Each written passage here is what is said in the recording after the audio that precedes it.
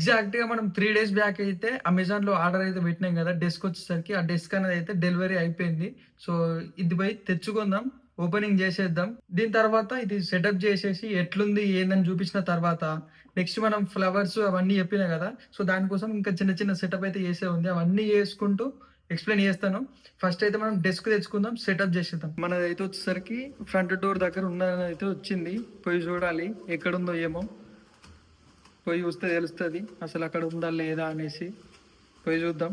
అక్కడికి వెళ్తున్నాం. మనదైతే లాస్ట్కి ఉంటుంది. అక్కడి నుంచి ఇక్కడ వరకు రావాలి కదా. సో వెళ్ళి తీసుకుందాం. ఇదే మనది మామ, ఇదే మనది. ఇది తీసుకెళ్ళిపోవాలి. 52.8 LBS ఉంది. అబ్బా దూరం తిరిపోయింది భయ్య. పాలైతే సెట్ చేసిన బ్రేక్ఫాస్ట్కి.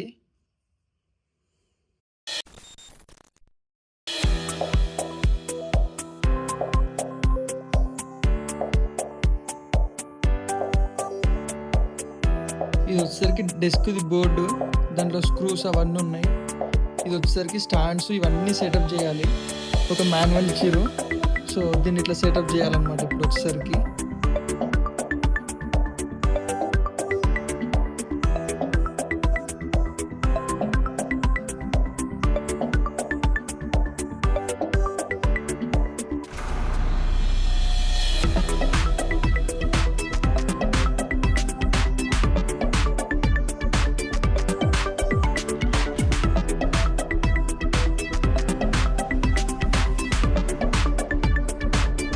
One eternity later.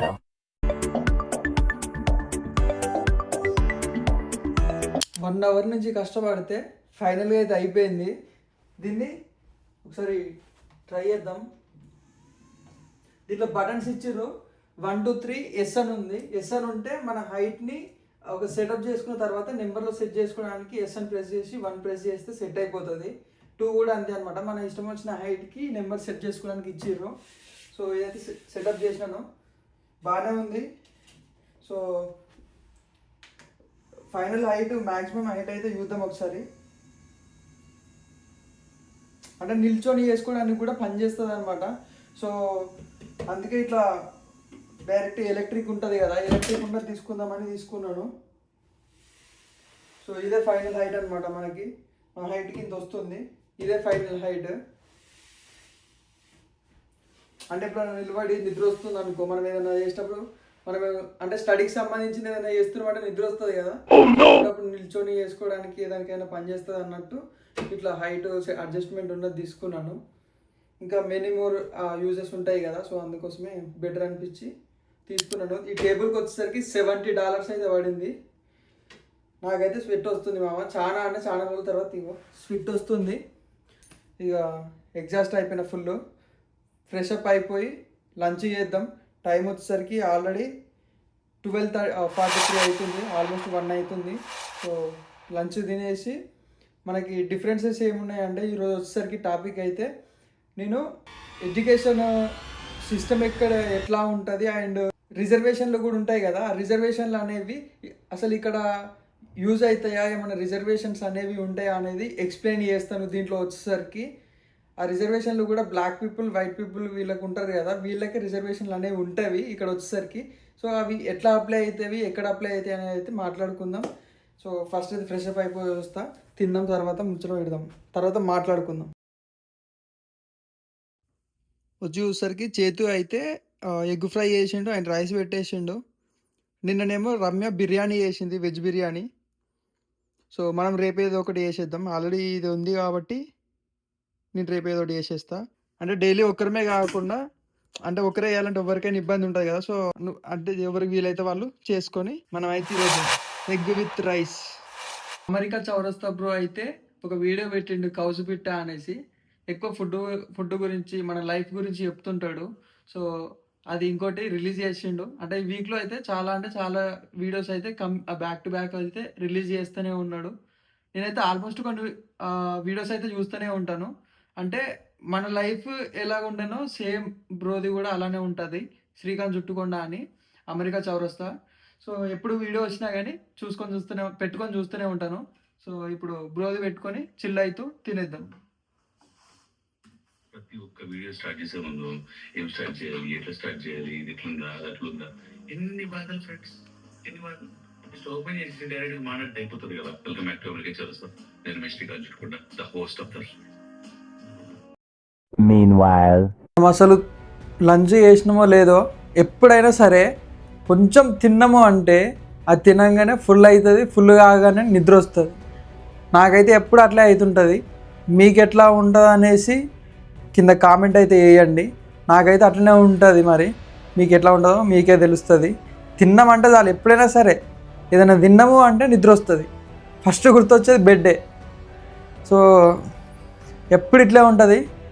కానీ మన టాపిక్ గురించి అయితే మాట్లాడాలి అనేసి నేనైతే ఇక్కడ కూర్చొని మాట్లాడుతున్నాను. నార్మల్గా వచ్చేసరికి ఇండియాలో ఎడ్యుకేషన్ సిస్టమ్ యూఎస్ఏ ఎడ్యుకేషన్ సిస్టమ్కి చాలా అంటే చాలా డిఫరెన్స్ ఉంటుంది. అంటే డిఫరెంట్ స్టేజెస్లో డిఫరెంట్ లాగా ఉంటుంది. లైక్ 10th వరకు ఒకలాగా, ఇంటర్ వరకు ఒకలాగా మన దగ్గర అట్లా ఉంటుంది కదా. ఇక్కడ యూఎస్లో వచ్చేసరికి డిఫరెంట్ అనమాట. High school, graduate, under graduate అట్లా ఉంటుంది ఇక్కడ వచ్చేసరికి. మన దగ్గర వచ్చేసరికి 10th, inter, BTech, under graduation, తర్వాత గ్రాడ్యుయేట్ అట్లా ఉంటుంది. ఇక్కడ వచ్చేసరికి కొంచెం డిఫరెంట్ ఉంటుంది. అండ్ ఇంకోటి ఏంటంటే మన దగ్గర ఏదైనా కాలేజ్ సీట్ రావాలి అంటే ఏమైనా ఎంట్రన్స్ ఎగ్జామ్స్ అట్లా ఉంటాయి కదా. సో యూఎస్లో వచ్చేసరికి కూడా సేమ్ అలానే ఉంటుంది. కాకపోతే ఇక్కడ రిజర్వేషన్ల వైజ్గా చూసుకుంటే ఇప్పుడు ఒక బ్లాక్ పర్సన్, వైట్ పర్సన్ ఉన్నాడు అనుకోండి, వాళ్ళు ఫస్ట్ వచ్చేసరికి వాళ్ళ అసెట్స్ చూస్తారు. అంటే ఇప్పుడు ఒక బ్లాక్ పర్సన్ ఉన్నాడు అనుకో, వాళ్ళ అసెట్స్ చూస్తారు. వాళ్ళకి ఎక్కువ ఉన్నాయి అనుకోండి పబ్లిక్ కాలేజ్ అయితే. ఇప్పుడు కంపేర్ టు వైట్ పర్సన్కి బ్లాక్ పర్సన్కి కనుక ఒకవేళ ఎక్కువ డబ్బులు ఉండి ఎక్కువ హోమ్స్ కానీ ఏమైనా ఉన్నాయి అనుకోండి, అప్పుడు ఆబ్వియస్లీ వైట్ పర్సన్ ఎవరైతే ఉన్నారో ఆ వైట్ పర్సన్కి ఇస్తారు. ఒకవేళ వైట్ పర్సన్కి ఉంటే బ్లాక్ పర్సన్కి ఇస్తారు. సో రిజర్వేషన్స్ అనేవి ఇట్లా ఉంటాయి యూఎస్లో వచ్చేసరికి. అదే మన ఇండియాలో చూసుకుంటే నీకు రిజర్వేషన్ రావాలంటే ఏదో ఒకటి వేసేస్తారు. మనకు తెలిసిన వాళ్ళు ఉన్నారా, పార్టీ వాళ్ళు ఉన్నారా, పాలిటిక్స్లోకి వెళ్ళిపోయినామా, వాడిని వీడిని మాట్లాడినామా, వాడిని కాలు ఈయన కాలు పట్టుకున్నామా, చేసుకున్నారా, అయిపోయిందా, తర్వాత వాళ్ళకి కావాల్సింది వచ్చేస్తుంది. సో మన ఇండియాలో వచ్చేసరికి అట్లా ఉంటుంది. అండ్ ఇంకోటి ఏంటంటే నాకు చాలా నచ్చింది ఏంటంటే ఇక్కడ యూఎస్లో వచ్చేసరికి ఒక ప్రొఫెసర్ కానీ ఒక టీచర్ కానీ అవ్వాలి అంటే మినిమం పిహెచ్డి చేసి ఉండాలి. అది ఒక రిప్యూటెడ్ యూనివర్సిటీలో అయితే చేసి ఉండాలి అనమాట. అండ్ ఈ పిహెచ్డికి కూడా యూఎస్లో చూసుకుంటే వాళ్ళకి గ్రాడ్యుయేట్ అయిన తర్వాత లైక్ ఆఫ్టర్ పిహెచ్డి తర్వాత వాళ్ళ సర్టిఫికేషన్కి వాల్యూ ఎక్కువ ఉంటుంది. అండ్ వాళ్ళకి ఇచ్చే రెస్పెక్ట్ కూడా అట్లనే ఉంటుంది, శాలరీస్ కూడా అట్లనే ఉంటాయి. అండ్ మన ఇండియాలో చూసుకుంటే రిజర్వేషన్లు అనేవి చూసుకున్నట్టయితే నాకు ఏ రిజర్వేషన్లు ఎప్పుడు ఏది అనిపించకపోయినా కానీ ఈ టీచర్ ఫీల్డ్లోనైతే రిజర్వేషన్లు అనేది పెడతారు చూసినారా. ఆ ఫీల్డ్లో రిజర్వేషన్ అనేది పెట్టడం వల్ల ఒక టీచర్కి శాలరీ వస్తుంది. అది ఒక ఎడ్యుకేటెడ్ పర్సన్కి మంచి నాలెడ్జ్ ఉన్న అతనికి రిజర్వేషన్ వచ్చి జాబ్ వచ్చింది అంటే ఓకే. బట్ ఇప్పుడు ఫర్ ఎగ్జాంపుల్ చెప్తున్నాను, ఒక పర్సన్ ఉన్నాడు, ఒక పర్సన్కి 90% నాలెడ్జ్ ఉంది ఒక సబ్జెక్ట్ మీద. అదే ఇంకొక పర్సన్ ఉన్నాడు, ఇతనికి వచ్చేసరికి ఒక 35% అంటే పాస్ పర్సంటేజ్ లాగా ఉన్నది. అంటే నాలాంటి వాళ్ళకి అనుకోర్రి. ఇప్పుడు మీలాంటి వాళ్ళకి 90% ఉన్నోనికి జాబ్ అంటే రిజర్వేషన్ల వల్ల వీనికి జాబ్ పోతే వీనికి 35 మార్క్స్ 40 మార్క్స్ వచ్చి వీనికి జాబ్ వస్తే వీనికి జాబ్ వచ్చి టీచర్ ఫీల్డ్లోకి వెళ్తే ఇతను ఎక్స్ప్లెయిన్ చేసేది 35లో 30 నేర్చుకొని చెప్తే అక్కడ నాలాంటి స్టూడెంట్స్ 100 మంది ఉంటారు. వాళ్ళకి ఒకరోజు వినాలనిపిస్తుంది, ఆయన చెప్పేది అర్థం కాదు. ఎందుకంటే ఈయనకు 35% 40% నాలెడ్జ్ ఉంటే ఈయన చెప్పేది 30%. అక్కడ స్టూడెంట్ వచ్చేసరికి 10 to 15% కూడా నేర్చుకోడు. అంటే ఒక్కొక్క పర్సన్కి ఎట్లా చెప్పాలి, ఏం చెప్పాలి అనేది ఇతనికి అంత నాలెడ్జ్ లేదు. అదే ఒకవేళ ఇతనికి వచ్చుంటే ఇతను 90లో 80% చెప్తే అలా ఉన్న స్టూడెంట్స్ ఒక 50% అయినా నేర్చుకుంటారు కదా.